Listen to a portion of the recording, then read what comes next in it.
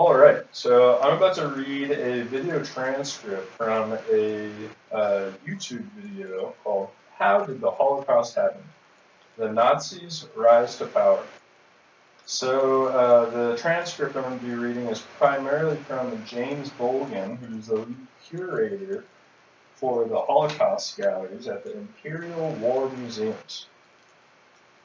So let's get right into it. The First World War left Germany in complete chaos. There was a lot of displaced anger because Germany didn't expect to lose the First World War. The people of Germany being encouraged to believe that this was a war that they were set to win, and when they didn't, it left the people feeling angry and frustrated, and that they needed someone to blame. And a lot of these young men who had been a part of the military found that they had all this displaced anger and nowhere to direct it. So politics became very volatile and very incendiary. And this was a landscape in which extreme politics and extremist politicians found some real ground to maneuver. And this was the other speaker in the video. I did not see her name. She said, Hitler was appointed Chancellor of Germany in 1933. Nazi persecution of Jewish people started from the very beginning of the regime. In the months and years that followed, laws were introduced that restricted opportunities for Jewish people. In 1935, a significant moment came with the introduction of the Nuremberg Laws that formally recognized who was and who wasn't a German citizen and what rights they had. Now this next part is from JB again. The Nazis enacted persecution of Jews in a few different ways.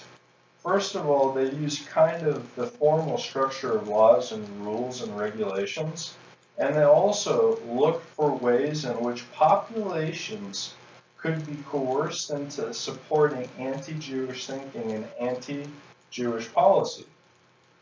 They wanted to create what they called a Volksgemeinschaft, a national community of people who thought in the same way. And of course, it became increasingly clear in this Volksgemeinschaft for the people who didn't fit in, there was really no place at all. So now this is me speaking really fast. So that directly aligns with what's happening against targeted individuals and against any sort of policy that the United States government is backing. Whether it's you need to get a vaccine, and now if you're anti-vaxxer, they create their own derogatory adjective for you, and then they attack you all the time on the internet and try to say that you're a bad parent and you shouldn't have children, or try to say that CPS should be called on you, or try to do this, that, and the other, and that's harassment. If you don't go along with the hive mind or the Volksgemeinschaft, then you get attacked for it these days. And that's all done by our intelligence community. What happens in these social interactions is conceived before it occurs. Everything that we're interacting with about from the media and everything else is engineered by our intelligence community. Whether you like it or not, it is. I don't care what you think. And now all of the content on the internet is moderated by the same people. So when they say microbiotary effect is a conspiracy theory, but they're simultaneously on a different web browser, you can search it and find literal patent numbers about this stuff and how it's just a type of frequency antenna, transmitted, power density, all those things. It literally gets down to scientific things that you can do and shows a schematic where that's how easy it is to do it with radio frequencies. And then they have ultrasonic things that they can do also through acoustic heterodyne. People won a Nobel Peace Prize for that, for an acoustic heterodyne, and these weapons are being used against peaceful protesters. These weapons are being used against targeted individuals who have been illegally and wrongfully placed on the TSDB, the terrorist screening database, and they never get off that. You'd think if this place had ethics, You could screen a terrorist for a week maybe, and then you'd be over it, and you wouldn't be hitting them with fucking directional energy weapons the entire time. But no, people are placed on this TSDB and they stay there for years, and that's why there's 6 million names on it globally. So now let's get back to what JB had written about the Nazis leading the Nazis leading up to their power. Okay, so alongside with the creation of laws and rules and restrictions and creating a consensus of support for what they were doing, which they encouraged by motivating people with money, jobs, and opportunities, it started to create an increasingly sophisticated apparatus for terror. Now I'm going to pause again and add my own opinions here. That's exactly what's happening today.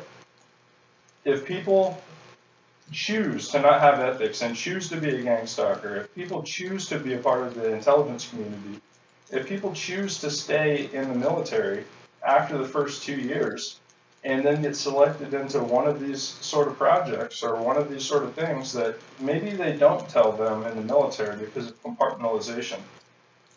But all of these third parties that are aligned with this, they're probably exchanging a lot more information, and that's why they're hiring people for these gang stalking positions that did have military experience at one point in time, in so many different instances. So what I'm trying to say here is they're rewarded, compensated, and given power for aligning with this corruption, with this thing that is literally oppressing people daily. And that's Germany when the Nazis were in power. And now if you compare that to what's happening in the United States, the same exact structure is in place. Whether it's a person that is placed on a TSDB for any number of reasons, so there's not even transparency on why people are placed on this list. You'd think they'd have to say something terrible about explosive devices, but that's not even the fucking case. And that's why these people are so corrupt. They don't want to show why they place people, who's on the list, and then what happens to people after they're placed on the list. And they're illegally compensated for that. The FBI whistleblowers just exposed how people are compensated for placing people on the TSDB. And they don't care why you put them there. And then the same agency, the FBI, inflates the number of terrorists in each community to try to get more funding to try to roll this project out on more people. So while everybody tries to act like, oh, your life sucks, that sucks for you, or making fun of targeted individuals, they don't realize that from maybe 1, 2, 3 more years, depending on whatever rate they want to roll it out at, these people that are doing this actively at the computer monitor are not in control of what rate it's rolled out on, other than when they comply and add more people to the watch list. And then that just escalates the problem even faster. So there's the same structure in place where they are selected for why? Because the German leadership decided that they can be a part of the master race. Is it because they're born with blue eyes and blonde hair? Well, in the United States, it used to be a lot similar to that, a lot more similar to that. You know, a few years ago, it was only white males selected for these positions. And now it's changed because they got held accountable for being racist. They got held accountable for saying things against the LGBTQ community, like lavender laws. So once they're exposed, then things change. And the same thing has to happen with shooting people with radio frequencies, with spying on them non-consensually, doing cruel and unusual punishments to them, whether or not they jump through your hoops or not, because these people are sick in the head. The psychology of the torturer, you can read in depth about it. It's not just one psychology, but they are sick in the head and they play games. That's something that's a recurring theme. And it makes them have a false sense of power until they're held accountable. So when these people are transmitting these things that are literally invisible, unless you have special testing equipment, they're monitoring what you're doing on the computer. They can tell in your house, they can see inside your walls with all this scanning equipment. They can determine if you've got meters and equipment. And through what Dr. Robert Duncan said, through identifying your social networks, they can tell all throughout the same process who you're connected to and if you have somebody that's going to be able to help you or not. That's all logged during, before, and during again, I don't know what else to say, during this process is happening to targeted individuals.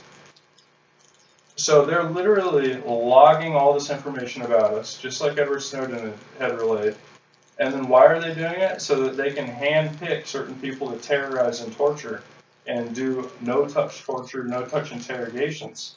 All with transcranial stimulation, the same thing that was tested on people in MKUltra. I could not make this shit up. You want to release all those pages that you guys still have, CIA? Because I'm not a fool. I know you still have all the pages.